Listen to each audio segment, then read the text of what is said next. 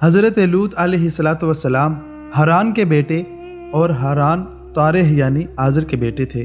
لوط علیہ السلام حضرت ابراہیم علیہ السلام کے بھتیجے تھے، کیونکہ ابراہیم علیہ السلام بھی آزر کے بیٹے اور حران کے بھائی تھے۔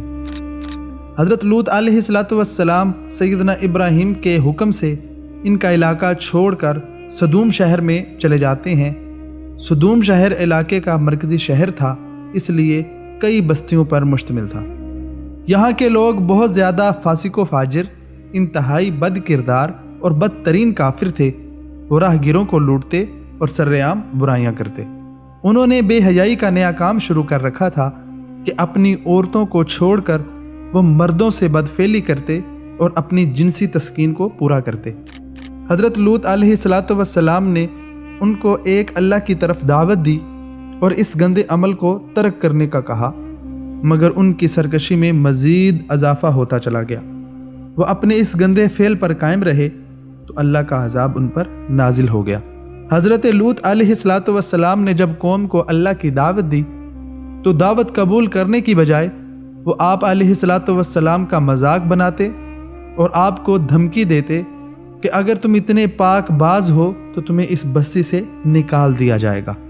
ان پر کوئی بھی نصیحت اثر نہ کرتی، وہ اپنے گناہوں پر ڈٹے رہے اور اس پر کسی قسم کی حیا نہ کرتے۔ لوط علیہ السلام نے ان کو اللہ کے عذاب سے ڈرایا، مگر وہ مذاق اڑاتے اور کہتے اگر تو سچا ہے تو جا اللہ کا عذاب ہم پر لے آ۔ تب آپ علیہ السلام نے اللہ سے قوم کے لیے بد دعا کی اور اللہ نے ان کے خلاف مدد کی درخواست قبول کر لی اور فرشتوں کو اس قوم پر عذاب نازل کرنے کے لیے بھیجا، جن میں جبرائیل علیہ السلام، میکائیل اور اسرافیل علیہ السلام شامل ہیں۔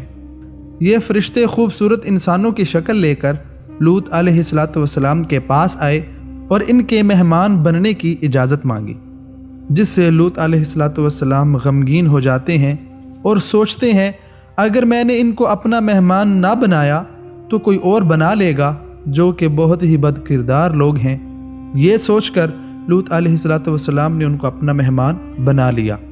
لوط کی بیوی باہر جا کر لوگوں کو بتا دیتی ہے کہ لوط کے ہاں ایسے خوبصورت نوجوان مہمان بن کر آئے ہیں جو میں نے پہلے کبھی نہیں دیکھے۔ یہ سن کر لوگ لوط علیہ السلام کی طرف بھاگ کھڑے ہوئے۔ آپ علیہ السلام نے انہیں روکا اور کہا یہ میری قوم کی بیٹیاں ہیں، ان سے نکاح کر لو، یہ تمہارے لیے حلال ہیں، اور میرے مہمانوں کے بارے میں مجھے رسوا نہ کرو۔ لوگ کہنے لگے اے لوط، تمہیں اچھی طرح علم ہے ہمیں ان عورتوں سے کوئی دلچسپی نہیں، تو ہماری خواہش جانتا ہے، اس لیے ہمارے راستے سے ہٹ جا۔ یہ سن کر لوط علیہ السلام نے دروازہ بند کر لیا۔ لوگ زبردستی گھر میں گھسنے کی کوشش کرتے رہے اور لوط علیہ السلام ان کو روکتے رہے۔ جب لوط علیہ السلام بے بس ہو جاتے ہیں تو کہنے لگے کاش میرے پاس تمہارے مقابلے کی طاقت ہوتی یا کوئی ایسا قلعہ ہوتا کہ میں تم سے پناہ لے کر اس میں پناہ گزیر ہو جاتا۔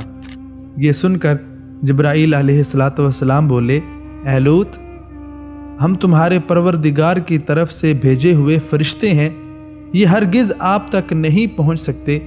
پھر جبرائیل علیہ السلام گھر سے باہر نکلتے ہیں اور اپنے پر کا ایک کونا مارتے ہیں جس سے وہ تمام لوگ اندھے ہو جاتے ہیں۔ وہ دیواروں کو ٹٹول ٹٹول کر واپس چلے جاتے ہیں اور ساتھ میں لوط علیہ السلام کو دھمکی دیتے ہیں کہ ہم تم سے صبح ہی نمٹیں گے۔ فرشتوں نے لوط علیہ السلام کو کہا کہ آپ رات کے آخری حصے میں اپنے گھر والوں کو لے کر اس قوم سے نکل جائیں، اور جب قوم کی تباہی کی آواز آئے تو پیچھے مڑ کر ہرگز کوئی نہ دیکھے۔ جب لوط علیہ السلام روانہ ہوئے تو آپ کے ساتھ صرف آپ کی 2 بیٹیاں تھیں۔ جب آپ شہر سے باہر نکلے اور سورج طلوع ہو گیا تو قوم پر اللہ کا عذاب نازل ہو گیا۔ جبرائیل علیہ السلام نے اپنے پر کے ساتھ ان کے سارے علاقے کو اکھاڑ کر جو کئی بستیوں پر مشتمل تھا، پھر ان کو آسمان تک بلند کیا، حتیٰ کہ آسمانی فرشتوں نے ان کے مرغوں کی آواز بھی سنی۔ پھر ان کو الٹ کر زمین پر پھینک دیا اور پھر آسمان سے پتھر برسائے جو ان پر پے در پے آتے رہے، جس سے وہ ساری قوم تباہ و برباد اور ذلیل و خوار ہو گئی۔ اس طرح اللہ تعالیٰ نے قوم لوط کو دردناک عذاب دے کر ہمارے لیے نشان عبرت بنا دیا۔ ایسی مزید ویڈیو کے لیے ہمارے چینل کو ضرور سبسکرائب کریں اور بیل آئیکن کو ضرور دبائیں۔